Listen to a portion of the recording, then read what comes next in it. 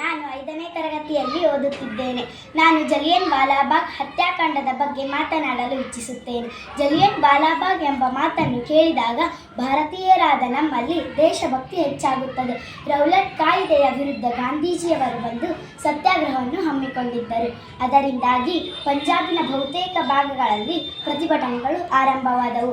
1919 April 13ರಂದು ಅಮೃತಸರದ ಸುವರ್ಣ ಮಂದಿರದಿಂದ ಜಲಿಯನ್ ವಾಲಾಬಾಗ್ ಎಂಬ ಉದ್ಯಾನವನದಲ್ಲಿ ಒಂದು ಸಭೆಯನ್ನು ಆಯೋಜಿಸಲಾಗಿತ್ತು. ಆ ಸಭೆಯ ನಾಯಕರಾಗಿದ್ದ ಡಾಕ್ಟರ್ ಕಿಚಲು ಮತ್ತು ಡಾಕ್ಟರ್ ಸತ್ಯಪಾಲರ ಬಂಧನದ ವಿರುದ್ಧ ಗಾಂಧೀಜಿಯವರು ಬಂದು ಸತ್ಯಾಗ್ರಹವನ್ನು ಹಮ್ಮಿಕೊಂಡಿದ್ದರು. ಅದರಿಂದಾಗಿ ಪಂಜಾಬಿನ ಬಹುತೇಕ ಭಾಗಗಳಲ್ಲಿ ಪ್ರತಿಭಟನೆಗಳು ಆರಂಭವಾದವು. ಅಮೃತಸರದ ರಕ್ಷಣಾಪಾಲರಾಗಿದ್ದ ಜನರಲ್ ಡೈದಯರನ್ನು ಪ್ರತಿಭಟನೆ ಮಾಡುತ್ತಿದ್ದ ಜನರಿಗೆ ಬುದ್ಧಿ ಕಲಿಸಬೇಕೆಂದು ಉದ್ಯಾನವನದಿಂದ ಹೊರಬರಲು ಇದ್ದ ಒಂದೇ ಒಂದು ಬಾಗಿಲನ್ನು ಮುಚ್ಚಿಸಿ ಯಾವುದೇ ಆಯುಧಗಳಿಲ್ಲದ ಭಾರತೀಯರ ಮೇಲೆ ಗುಂಡನ್ನು ಹಾರಿಸಲು ಹೇಳಿದನು. ಆಗ ಭಯಭೀತಿಯಿಂದ ಜನರ ಗುಂಪು ಹೌಹಾರಿತು.